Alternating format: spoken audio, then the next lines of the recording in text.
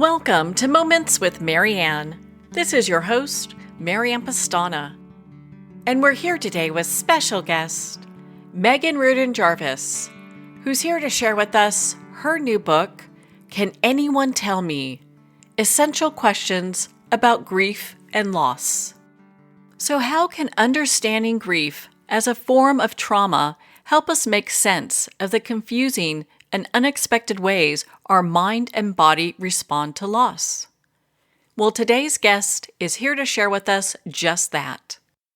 Meghan Riordan Jarvis is an author, podcast host of Grief is My Side Hustle, two-time TEDx speaker, sought-after keynote speaker, psychotherapist, educator, and consultant specializing in trauma and grief and loss.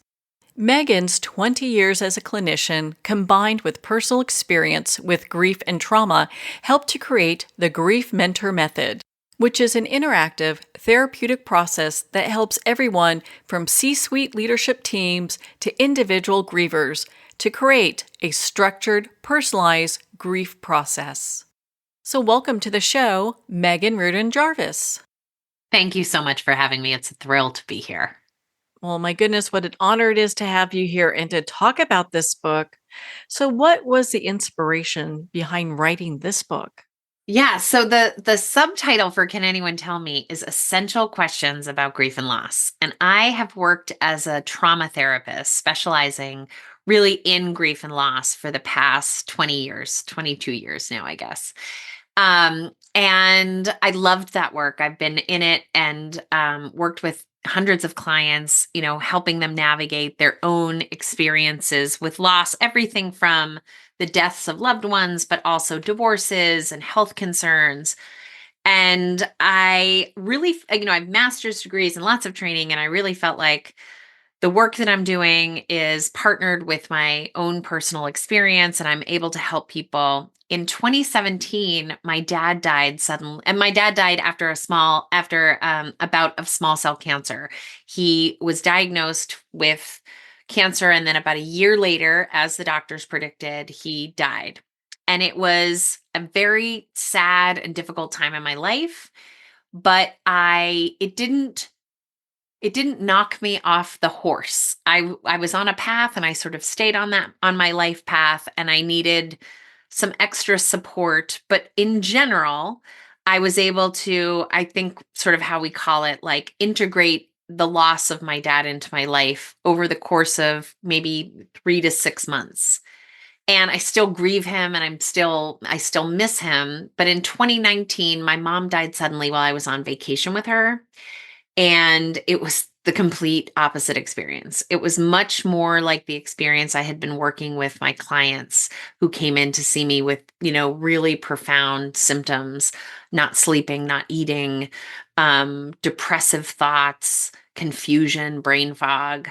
And when my mom died, because I was a clinician, I really understood that my body and my brain were getting sick really fast. And I developed PTSD. I had looping thoughts that, even though I understood weren't true, I really had these ruminations that somehow it was my fault that my mom had died. And I ended up checking myself into the same inpatient facility where I'd sent my clients when they were really in trouble. And I spent just under a month there. And when I got out, I the only way that I can really describe it is like I was mad. I was really mad that I had believed that we were doing enough, that I had been doing enough for clients by sort of, listening to their hardship story and trying to reflect to them that I thought they would get through it. I really came to understand through my own experience, like we do not educate people about what happens to the brain and the body when we are in a grief state. And by not educating people, there's this whole ramification really across our culture. One, grievers feel like they're failing and they're doing something wrong because they're having a hard time, rather than understanding like, no, it is really, really hard. And, we have offices with bereavement policies that are only 3 days long after your husband dies. So the book came from me feeling furious and really wanting what I believe to be the more truthier truth to be written down. And so the format that I use for that is there's 7 sections. And the first section is, can anyone tell me why my brain is broken? And I use really light neuroscience to talk about all of the symptoms that are really common for grievers, like memory loss and sort of the inability to follow instructions. Grievers get really distracted, this profound brain fog that can exist for a long time. The second section is about the body and how, people can end up, as I did, not being able to eat, not being able to sleep, um, developing headaches, developing muscle pain, tinnitus, all sorts of sort of secondary physical problems that often, when people are not grief informed, they end up at doctors' offices, and those doctors are also not grief informed. So they run all kinds of complicated tests instead of being able to say, maybe we should give this a few months because these are really typical grief symptoms. That's how the book really came about. And I kind of feel like I carry a soapbox with me everywhere I go. I really want people to have better education because it exists. And when they are out there struggling, I often feel like I need to apologize because they're struggling because they're comparing themselves against kind of what grief looks like on TV rather than what we really know it's like in real life. It's such a contrast to what we're going through and to what people see, like you're saying, like on TV or movies, like grief. And even, in reality, I mean, we're given like 2 weeks and then you're Yeah. supposed to, 2 weeks off work and then you're supposed to be over it, right? Yeah. So, Yeah, 2 weeks is even generous. I mean, the average is 5 days because that bereavement policy at work is really intended for you to be able to get to and from a funeral. There's no real time that's intended to help you do the human developmental experience that everybody's going to go through, which is grieve. And because people are not, they just get to not be educated about it. And I often say, people will come and they'll say, oh, well, what stage of grief are you in? They're not stages of grief. That book was written a long time ago. It was written with the intention of helping people who were dying and not grieving. And when people say that, I'm like, God, we're still talking about the stages of grief. It's almost like you're saying you think the world is flat. Like we should be better educated so that when those things end up on TV or end up on, in movies or on albums, that somebody in the room says, that's not really a thing. Because every time we don't correct it, it perpetuates this belief system that we're supposed to linearly sort of progress through grief and get better and better. And that's not the experience that people have. so is grief a form of trauma? Ooh, that's such a good question. So I'll dive into the vocabulary for a second. So the way that I define grief is the energy that's created inside the body on account of loss. And loss can be, I mean, just anything. We have a curriculum that we teach on my team, which is called the Grief Mentor Method, 6 core components to creating a personalized grief practice. And in the beginning, we don't even ask you, this is intentional, what you're grieving, because there's so much like comparison. People will say to me, oh, well, my dog died, but that I don't know if that counts as grief, right? Anywhere you've experienced a loss, and I'm 50, so I'm always talking to women who are in their 50s who are talking about, changes in their parents' health. Maybe their parents are dying. So that's an obvious concrete loss, but also their kids are moving out of the house and going to college and their health is shifting. They're going through menopause or their bodies are shifting and maybe their friendship relationships are, people are moving away and maybe moving towards retirement. And also there's some changes in their marriage. And so that's like 5 core components where they're experiencing loss at all one time. But when I say to people like, oh, well, are you grieving? They'll say no because they don't know. So grief is the energy that's created in the body simply as a reaction to loss. Trauma, as we define it, now you can get a couple of different definitions about trauma, but I feel real comfortable with this one. Trauma is just a negative event that exists in your life. So for everyone, COVID was a trauma, meaning it was a negative event that was in our lives. But that doesn't mean that everyone is traumatized. Traumatized is the legacy, it's the meaning that your mind and your body make from the negative event. So many people can have a trauma in their life but it doesn't leave them traumatized. In fact, I think there are lots of people out there that would tell you COVID was, in many ways, they benefited from lots of the things that they were able to do during COVID and maybe even still do on account of COVID. So it's not so much that we look at the event, it's more that we look at how did it impact us going forward. And what we know is that for some people, they have trauma that has been living in their system for a while. And certainly that was the case for me. So I had a death in my early childhood. And there were some other events that we would categorize as trauma that weren't death associated. So ways in which we call it developmental trauma, ways in which my childhood maybe didn't attune well to me and left me feeling kind of isolated, alone, and under-resourced. What we're trying to do with trauma is put enough support really early so that that tattooing of that negative meaning doesn't take hold. So grief, loss can be a trauma. It is a trauma. It can be traumatic. And it can be something that then you sort of feel like, wow, everything that has happened since then is less than it was before. When I'm working with grievers, that is absolutely a part of life. After my mom died suddenly, I kind of lost my bearings, and I wasn't sure that I was going to be able to go on to have a life that felt as good as the one that I had had when she was still alive. And it's okay. That's okay for people to feel that way. We can't know that something is possible when we've never experienced it before. And one of the things that makes grieving so difficult, such a challenge, is that we've never done this grief before. And so we really don't know what are we going to be able to live into? When a wife loses her husband and says to me, I'm never going to get married again, I absolutely believe them. And I also know that they still might. Right now, that is the truth of their experience. But grieving means that we shift that energy over time, and that belief system can shift as well. And I appreciate you taking the time to break down the definitions because that does make such a big difference. Doesn't it? Oh Yeah. my gosh. Yeah. As you're thinking about how this really impacts the way we think about grief and how we move forward. What does neuroscience tell us about grief and how it impacts the brain and body? I know you mentioned a little bit about it earlier.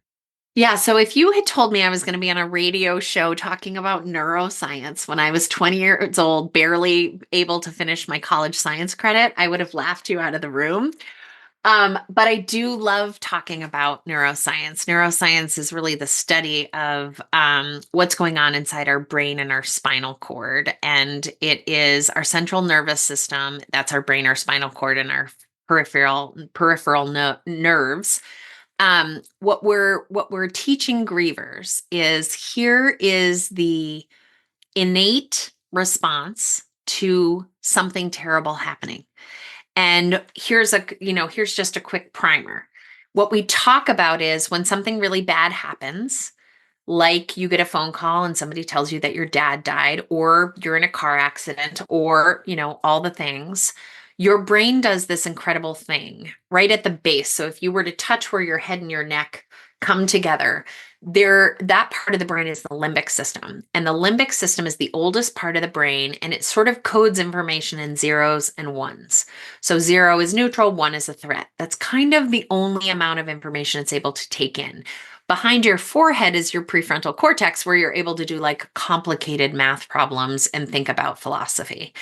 The back of the brain is very basic. The limbic system is the system that houses and alerts our fight, flight, and freeze responses, which are our instinctive responses to threat.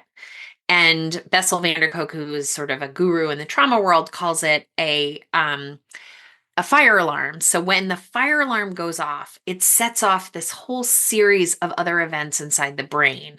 So the limbic system actually has a part to it called the amygdala, which people may have heard of, which are these little like almond shaped parts of the brain, and they enlarge. They enlarge during threat. And what that does is it chokes off the electrical currency that would otherwise typically travel from the base of the brain up to the prefrontal cortex. So suddenly, kind of like the light is not bright in the front of your brain, but it's very strong in the instinctive responses of fight and flight and freeze. Fight and flight come from the part of the brain that is active part of the brain, where when it's overactive, we call it anxiety. The freeze comes from the parasympathetic part, which is the calming side of the brain. And when that's overactive, it looks like depression. So when the amygdala enlarge, they cut off the currency. It's almost like this is the image I always have, like a mailman is trying to deliver little energetic mail to different parts of the brain, like the hypothalamus, which regulates like your hunger cues and your body temperature, or your hippocampus, which has a big plays a big part in whether or not you're formulating memories correctly and hormone development. So when those electrical pieces of mail don't make it into the mailbox, the messages that they send back are also kind of screwed up. So the mailman, when the amygdala enlarge, it sort of washes the bridge out that he would normally take to the mailboxes. He kind of throws the mail into the mail as close as he can get it. And now those messages didn't get delivered properly. And so the letters that they're going to write back, which is the brain sending messages down into the body, they send kind of the wrong messages. So they send poor hunger cues, or they send messages of pain into the muscular system, or they send, they aren't able to send the calming messages that would allow you to fall asleep. And the way that they send those messages is on one nerve, which is called the vagus nerve. And the vagus nerve is like a superhighway that can also kind of get jammed on its own. Some people don't have great vagus nerve currency. So it's very easy to see how one bad thing causes the limbic system, that part of my brain, to enlarge, cut off that the messages that are meant to be going in their specific way. You can see how very quickly you can have a really dysregulated brain and body, and how important it would be to be able to bring that brainstem back into regulation so that we can do things that are really necessary for the grieving process, like eat food, sleep, be able to show up for things, and allow ourselves to process that energy through, so that we are not only feeling grief all of the time. So we teach a lot about how the brain, from a very light neuroscience perspective, responds to these threats. And then hopefully we offer, I always say it's like a big menu in a New York City diner, where you can get like a lox bagel, but you could also get like, chicken pot pie, all in the same menu. We offer a lot of interventions that people can use to try to help themselves get back into regulation, so that they can do this impossible thing, which is keep living with the new piece of information that they have, whether it's the death of a person or they didn't get into the college that they wanted. I think it's so important to just recognize that grief and loss happen in so many different arenas. It's not just the loss of a loved one or a pet. Yeah. And we really, one of the things that grievers say to me a lot is they will say, well, this happened, but I don't know if that counts, right? Like it has to hit some kind of large capacity, or fit into a category before they're entitled to feel bad about it. And I do think Western culture has this idea that, grieving, crying, having hard feelings, feeling disappointed is almost like some version of failing at life. And there are some other cultures who are better at this, that sort of are able to say, no, that's just what being human is. But really, grief is the universal human experience. Every single one of us will go through it. And when you think about that, the fact that most clinicians have never taken a class on grief and loss, and that most adults that I know have never, ever heard any of the neuroscience that I'm talking about, or been offered any sort of core education on grief and loss. And we do offer education. We offer education for puberty. We offer education for pregnancy. We offer education when people are having difficulty with their sex life. And right now, menopause is having this movement where, listen, doctors have known some information, but not enough. And people are really getting educated so that this natural developmental stage in a woman's life can be supported by the community with real core knowing. instead of, the number of grievers that I have met that say someone who they respect in their life essentially said to them, I'm surprised you're not over this by now. And how that landed with them. It makes me want to break plates because who are they to say? And they don't know better than I do. I've been studying grief and loss for decades, and it doesn't take 3 months. People are not over the death of their partner, the loss of their marriage, the death of their dog in 3 months. There's just no data that supports that. And yet that comes back to me really often. Like, oh, I thought it would take about 3 months. I think it's so important that we're having this discussion so people can have a better understanding of what grief looks like, how long it can last. There's no timetable to it. And I know in your book, you offer so many stories of people who are going through different parts of grief and experiencing grief. Is there one that you can share with us? Yeah, so I talk early on in the book about a client that I worked with who he was having both memory loss and brain fog, but brain fog was really the primary symptom. And his partner had said to him, like, I am really worried about you. And his work, he was really suffering at work. He was a lawyer. And so being detail oriented was really important. But in his mind, this was happening in a vacuum. So he could not understand. And he had gone to multiple doctors and why am I having this brain fog? Why am I confused? He was also really reactive. Like he would cry easily and he would get angry easily. And the very first time he came to my office just so happened to be close to a law firm where he used to work.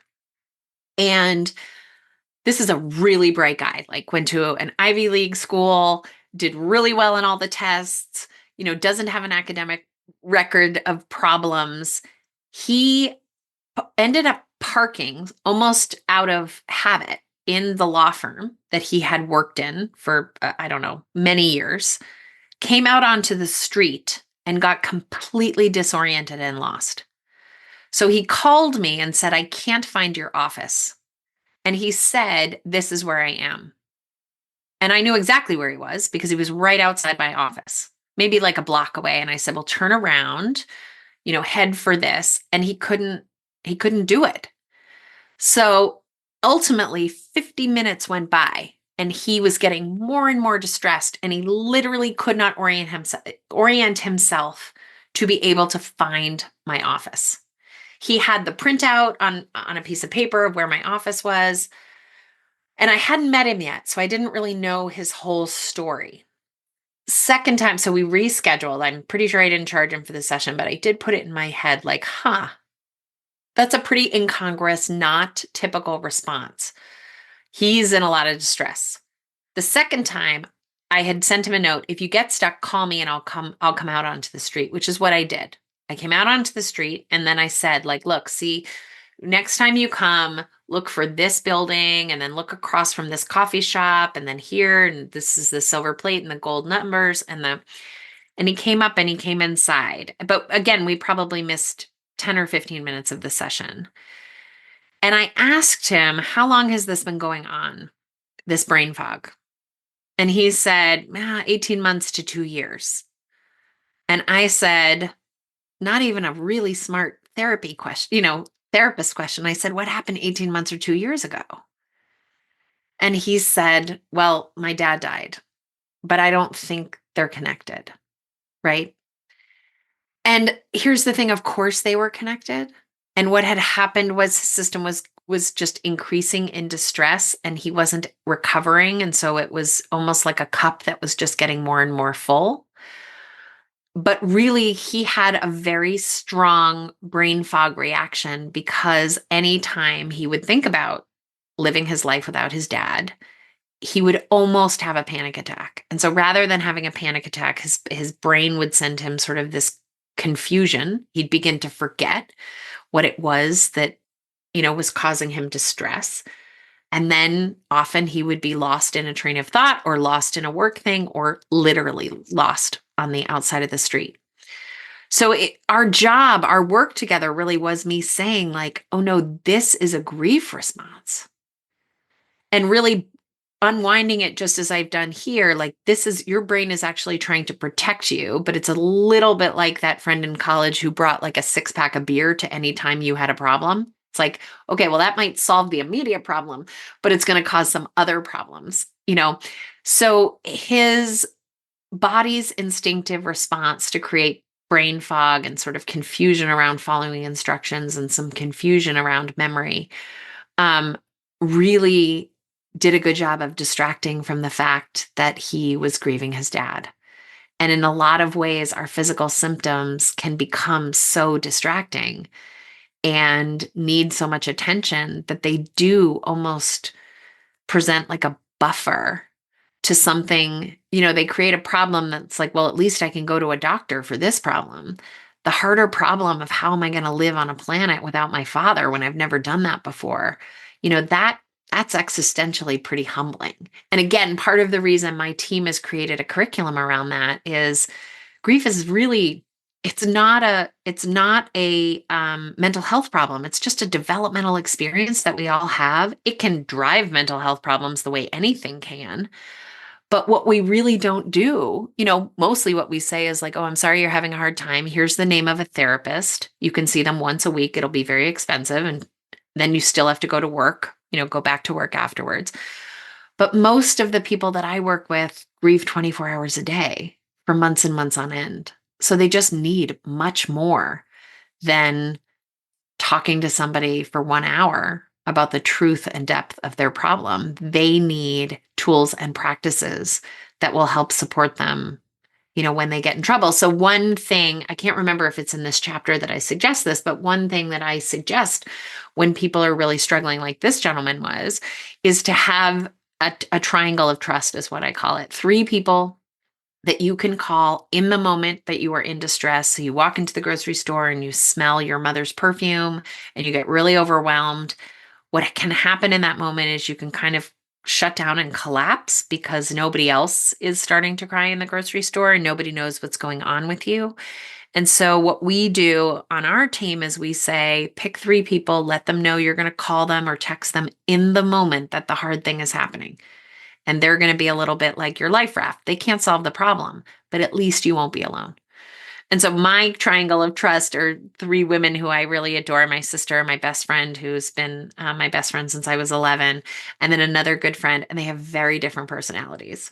And they're not always all available, which is why you need 3 people. So I will send a note that says like, oh my God, this is what's going on. In fact, I sent a note like that this morning because today is the pub day for this book. And it just really made, I'm excited that this book is coming out, but I really wish my parents were here to see it. They really cared about education and literacy, and they would have been really proud of me for writing this book. And they're not here. So I sent a note to all 3 of my friends, and my sister and my 2 friends, and said, this day kind of sucks a little bit. That's all I said. And, they responded with their personalities. One of them said, do you want me to call you? But I didn't really want to call. I just wanted to say it out loud. So I said, no, I'm okay. I'll call you if I need you. Another one wrote back and said, your parents would be really proud because she understood immediately what I was talking about, probably because I said it to her. And the other one wrote back hours later, so not right away, and said, this day definitely sucks. And that was the one that I was like, yeah, that's all I needed. I just needed someone to agree.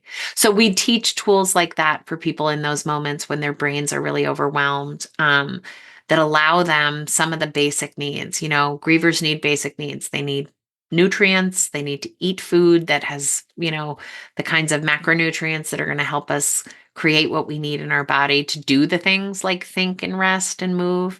We need some movements that we can move some of the energy through our bodies.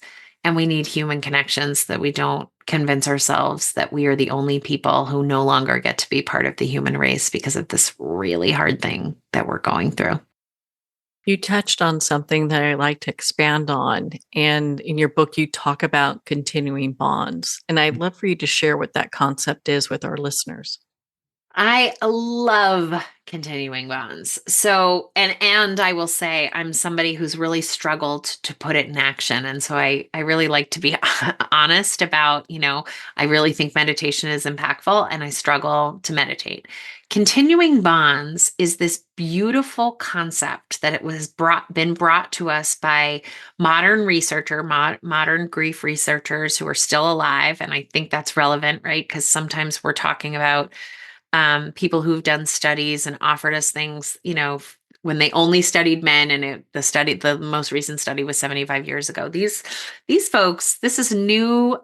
This is a new model, and essentially, what it says is you can continue to have a loving and supportive relationship with your loved one who has died, even though they are no longer physically here, and that the task is to figure out how to do that. And I always ask people, how do you do it? What is the old way of thinking about grief was you need to let go of that person and you need to get over your loss. That was certainly the way Freud talked about um, death and grief and loss, people's failure to sort of get over things. And what Strobe and Shute have taught us is nope, we're taking the relationship, which is profound and continues to be an energetically living relationship. And we are going to bring it into the present and we're going to continue to think about that person.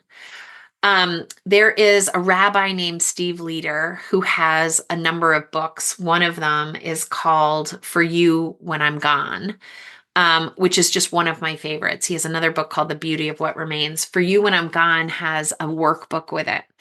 And it really talks about what is the legacy that you would like to leave behind for the people who will inevitably grieve you. And I think it's a beautiful book to use when you're also a griever because it asks all kinds of questions about who your person was to you.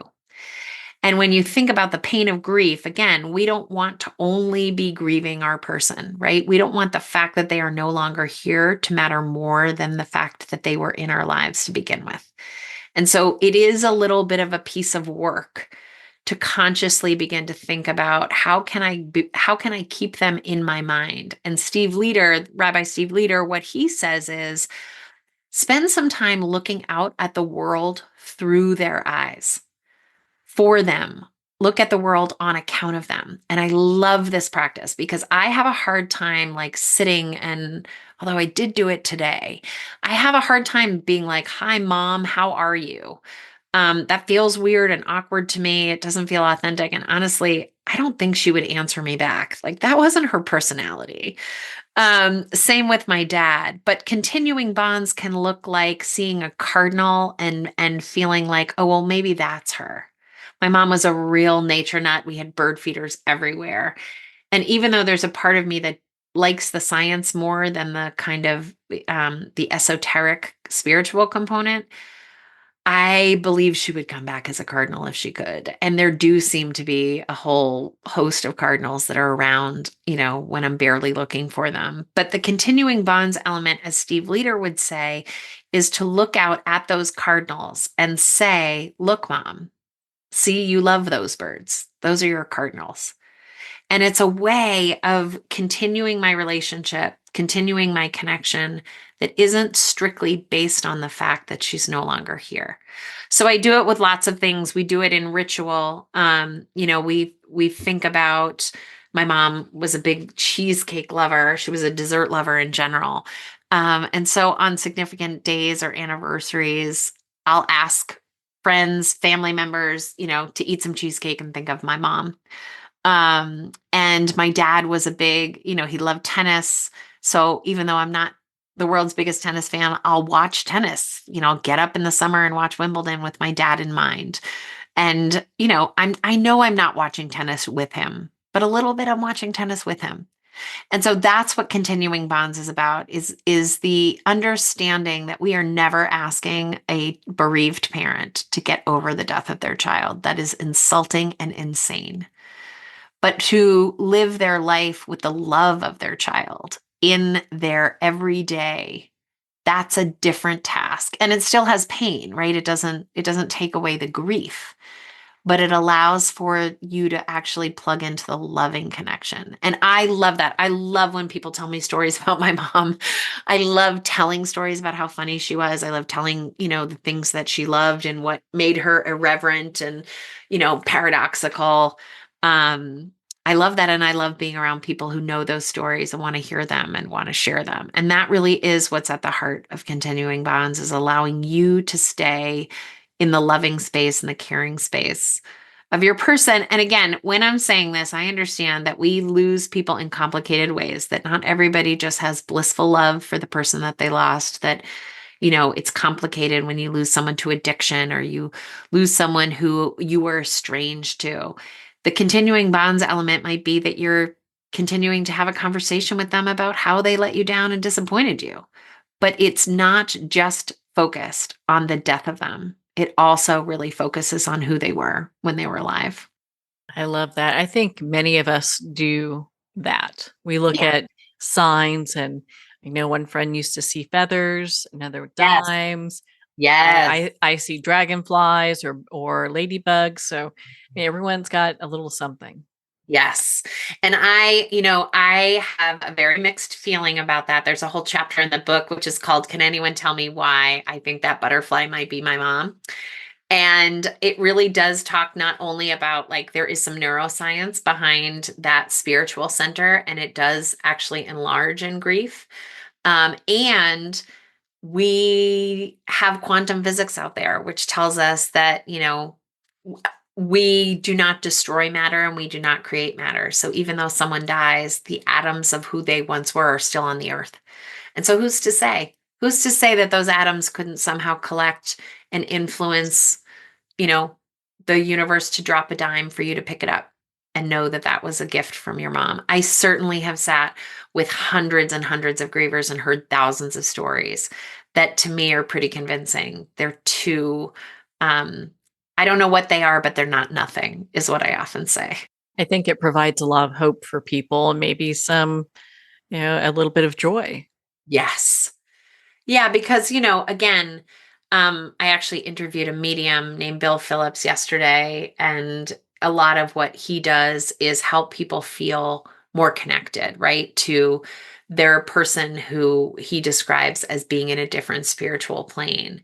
And, whether we're doing it with our memory or whether it is happening because, there's some truth to spirits and ghosts and those kinds of things, being able to feel connected to the person in a space of love is, that's kind of the point, right? It's much more significant for us to be able to feel the love and support of the people that have been important to us, in our lives, than to maybe, I don't know, be able to prove that one thing is true.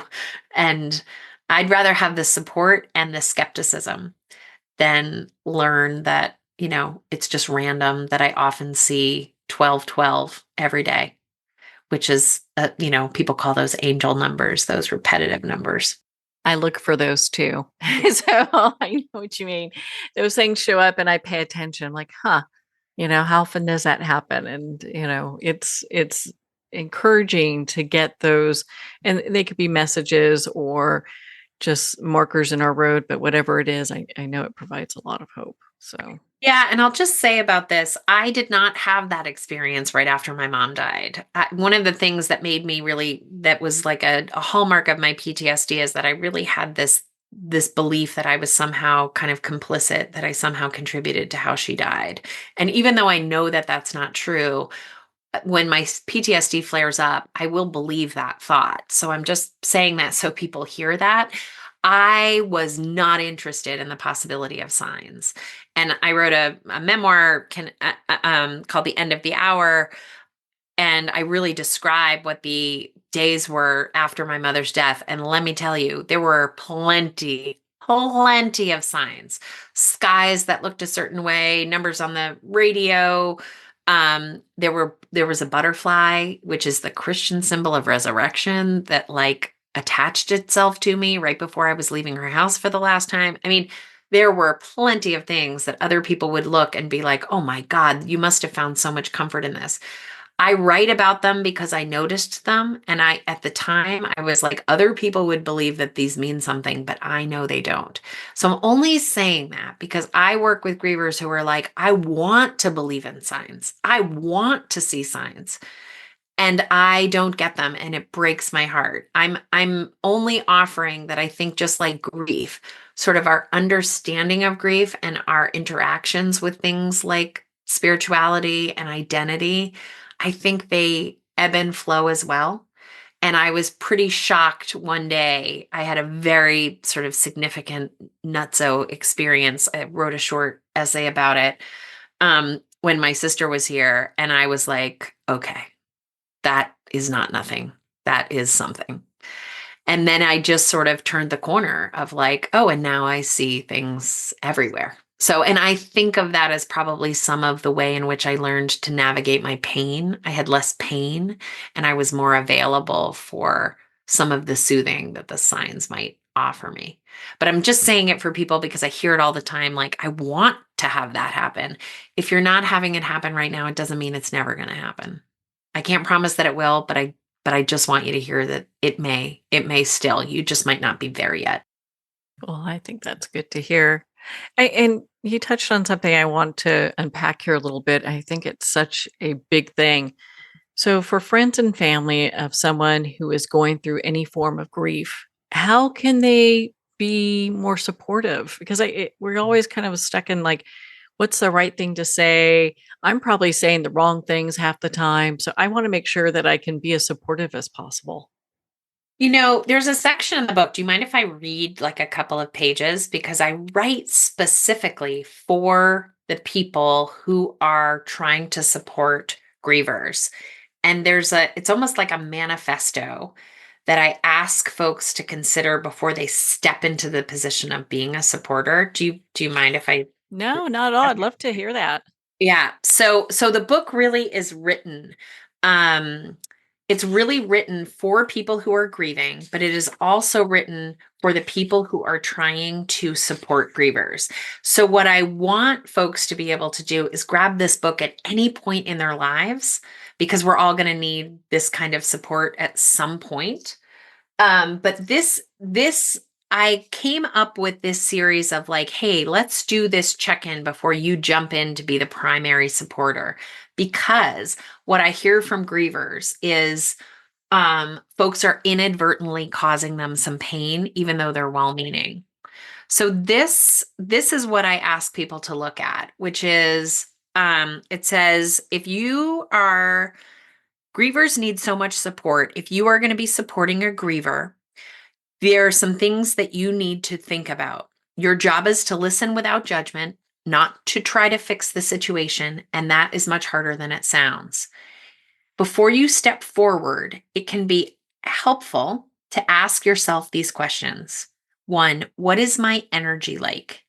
This is really important. Being a supporter to a griever is energetically expensive. If you have a brand new baby, or if you have a parent who is also dying, or if you have a health issue or a big project at work, you can't not take those things into consideration. So, are you physically and emotionally in a place where you can really support someone who is going through a very hard space?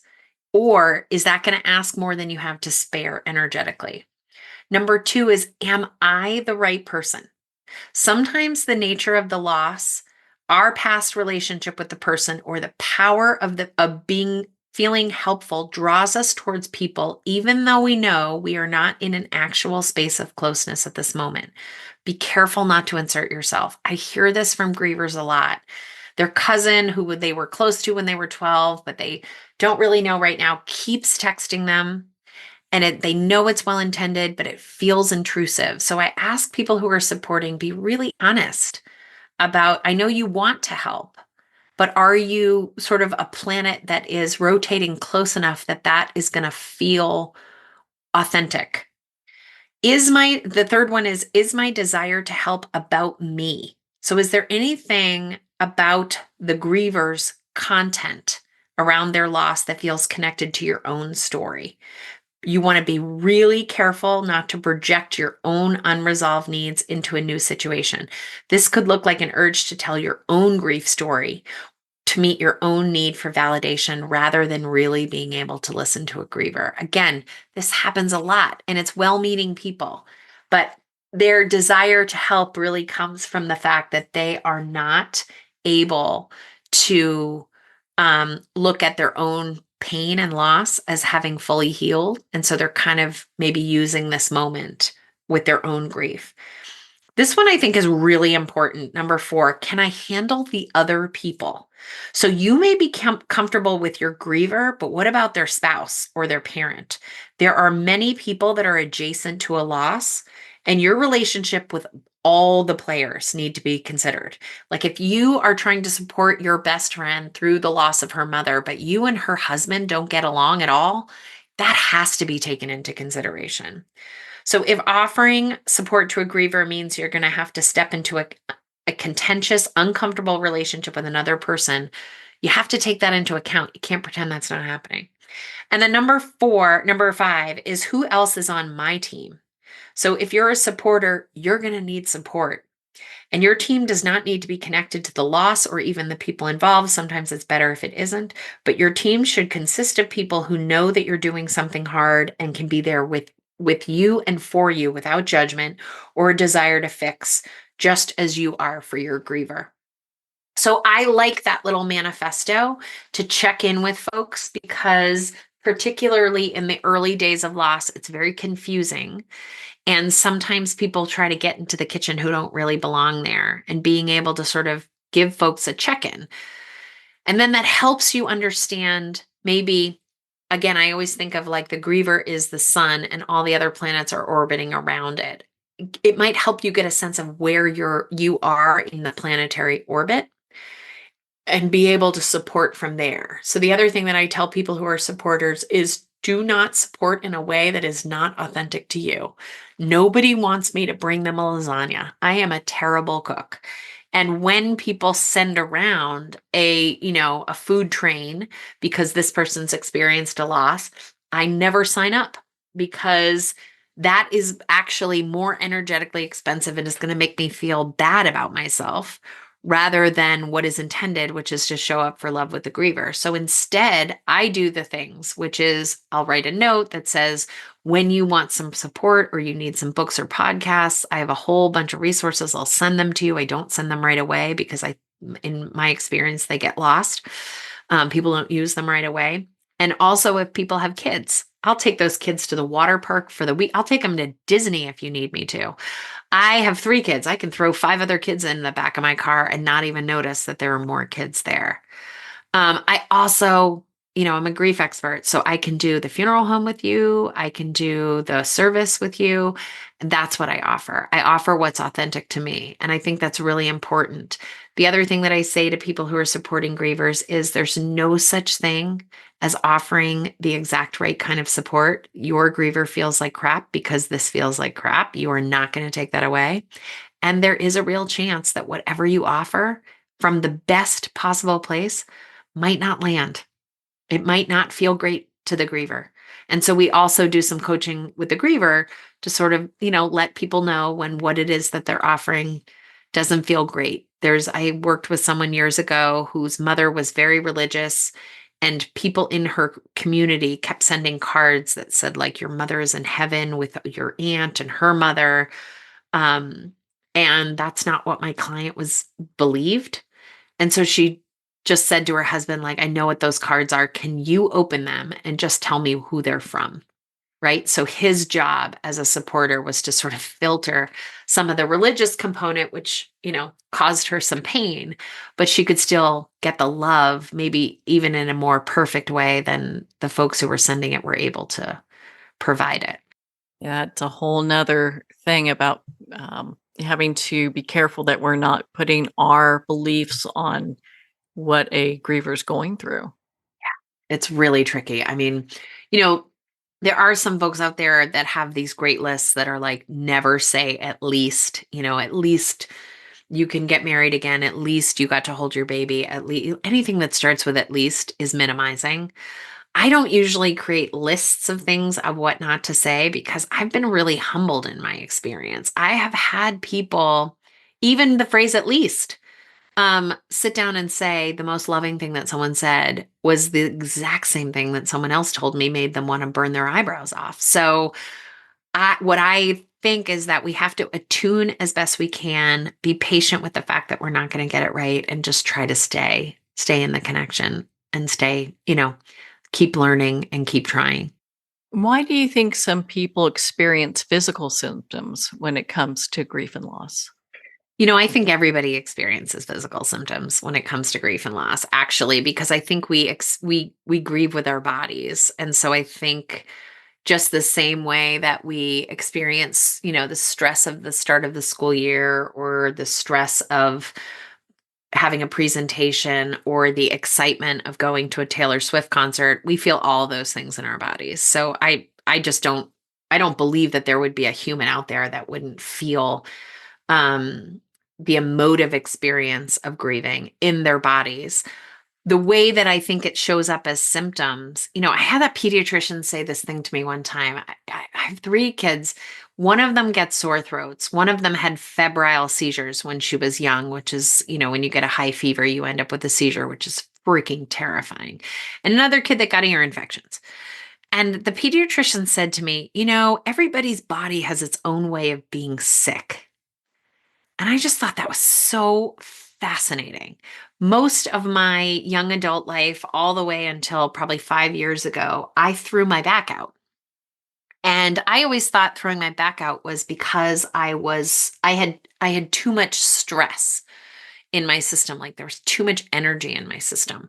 But when I went to treatment, the Reiki practitioner there said, no, no, no, that's grief. That's where your grief collects in the small of your back. And I thought, well, first of all, how do you know that? And secondly, isn't that so interesting?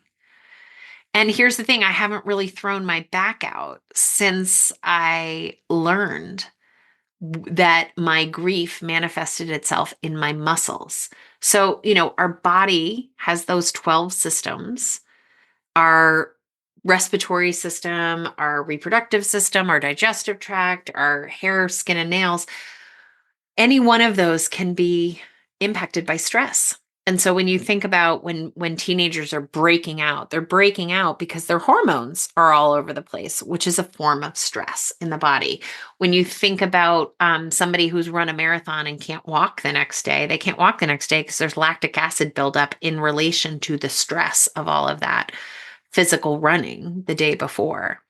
So, grief has emotions that are connected to it. They're little unconscious emotions are unconscious electrical. They're currents that run through our body. We make them feelings. They turn into feelings as soon as we associate them with a word. So they're unconscious, they're electrical currents, and then all of a sudden they're feelings, and we are defining sort of our reality with words. I think that everybody has emotions. I think those emotions can cluster in certain places. I think some people, maybe the folks who get up and do Tai Chi every day, have already a skill set which allows them to sort of empty that cup of stress, right? Stress being anything that's more energy inside the system. Um, and so they may be able to process grief maybe more effectively because they have these tools that move energy through the body well already. I do think also, and I write about it in the book, that for people who have unresolved trauma that already lives inside their system, I think they are more susceptible to having really strong grief symptoms because it's almost like the wood pile's already, covering the window, like it's already pretty high.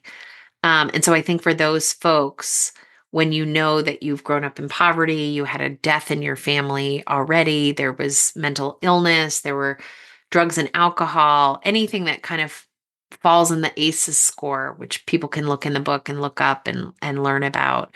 I think those folks are more susceptible to some of the physical and emotional symptoms that we see with grief. And I think that's an important thing for people to actually know about themselves. Megan, what would you like readers and our listeners to take away from your book? There's a beautiful quote on the top of the book from Lori Gottlieb, who's a friend and a therapist. She wrote the book, Maybe You Should Talk to Somebody. She's the therapist for the Atlantic magazine. And her quote is, "A voice of hope at life's hardest time." And I asked the publishers to put that on the cover because that just nails what I really want for people. We can't circumnavigate loss. It's part of life. But mostly what I experience is people feeling really frozen and unable to attend to how overwhelming it is. And I really believe that education, real core education, is like a hope balloon. It's a way to understand yourself, it's a way to understand others. And the truth of the matter is, most of us survive grief. Somehow we do it. Everyone feels like they can't. Everyone says, I'm not going to be able to get through this. Our statistics are really good. And I would like this book to get into the hands of people so that they could feel that hope. Like, this is possible. It's so hard. It's so much harder than I ever thought, but I think I can do it. And I'm hoping the examples, and the sort of core pieces about how the brain and the body work are going to help people feel that sense of connection to the rest of the human race who's all either done this or is going to do it. Again, we don't know what lap people are on, but every one of us is going to run the circle of grief. It's unavoidable. Isn't that the truth? We all will experience that in one shape or another. Well, Meghan, where can our listeners connect with you and be part of your community and learn more about your work? Come and find me at my website, which is my name, Meghan Riordan Jarvis, which has all these letters that are hard to remember, an extra H, and the names are not phonetic. So it might be easier to Google my podcast, which is called Grief is My Side Hustle. People tend to remember that. It will also take you to the website. I'm really active on Instagram. I respond to all the DMs that come into me personally. So you can come find me on Instagram, and we put on our Instagram and on the website all the places that I'm speaking or doing book readings. We're putting together a lot of classes for January where people can get trained in our curriculum, the Grief Mentor Method, which really is a core educational tool that gives people a daily practice for grief and loss. But also, we have one-off classes that are deep dives into using writing prompts as a grief tool, or what is nutrient-dense food that you can bring to a griever so that you know that they're getting the macronutrients that they need to support them in their grief. So come find me on Instagram or the website, and let me know that you're there. Send a DM or something, and I'm just delighted to have a growing community. Well, Meghan, thank you so much for taking the time to be on the show with us here today. I am so grateful for your questions and for your time. I'm really appreciative to get to talk about the book and talk about grief and loss, which I can do all day long. Well, we're at the end of our time today. I'd like to thank everyone for tuning in. You've been listening to Moments with Marianne, where we make every moment count.